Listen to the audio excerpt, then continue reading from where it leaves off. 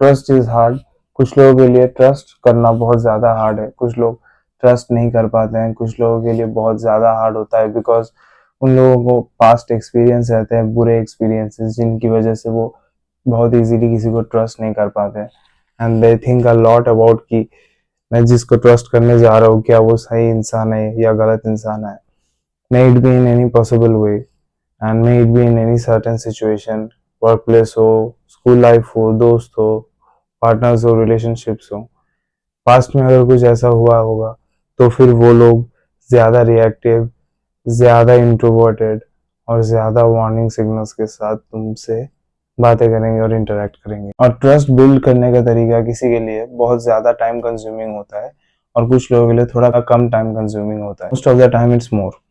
सब लोगों के लिए बहुत अलग चीज़ें करनी पड़ेंगी तुम्हें to make them trust you. Everyone has a different perspective. सब लोगों का सोच बहुत अलग है, तो तुम्हें कुछ अलग ही करना पड़ेगा। हर एक बंदा अलग सोचता है, तो हर किसी के लिए तुम नहीं सोच सकते कि हाँ इसको मैं ये दूंगा तो वो मान जाएगा, उसको मैं ये दूंगा तो वो मान जाएगा, और या फिर सामने वाला बंदा क्या चाहता है और क्या तुम उसके साथ इंटरेक्शन करोगे जिसकी वजह से वो तुम्हें ज़्यादा ट्रस्ट करेगा या फिर तुम उसे ज़्यादा ट्रस्ट कर पाओगे।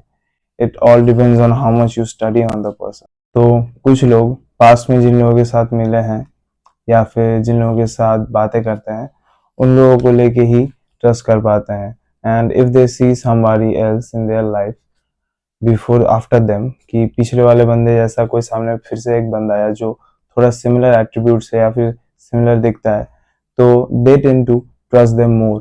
क्योंकि पास्ट एक्सपीरियंस अगर बुरा रहा भी तो they still trusted them for some, like उन लोगों ने पहले ट्रस्ट किया है ऐसे दिखने वाले बंदे को पहले, so it is more easier for them psychologically to trust someone and continue the conversation और द इंटरेक्शन। और ट्रस्ट ऐसे बिल्ड होता है कि सामने वाला बंदा मेरे फीलिंग्स को लेके कितना सोच रहा है या फिर नहीं सोच रहा है। That's how trust is build.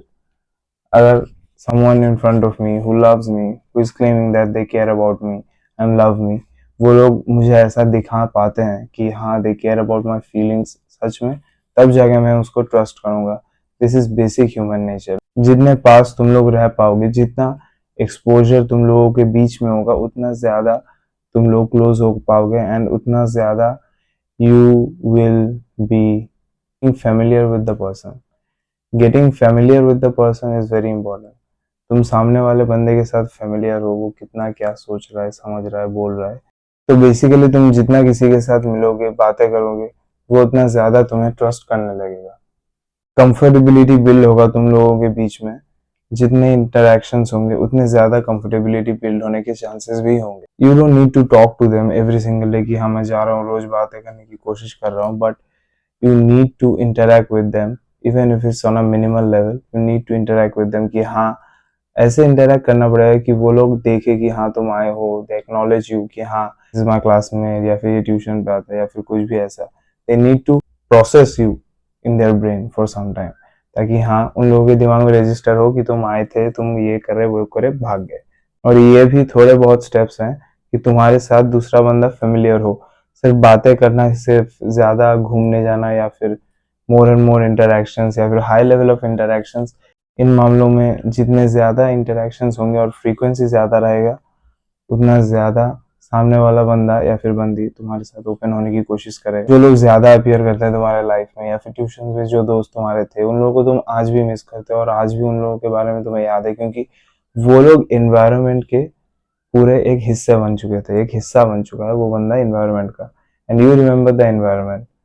तो वो इन्वायरमेंट तुम जब भी याद करते हो, वो बंदा या फिर वो बंदियां जो तुम्हारे ट्यूशंस में पढ़ते थे, वो तुम्हें याद आ जाते हैं।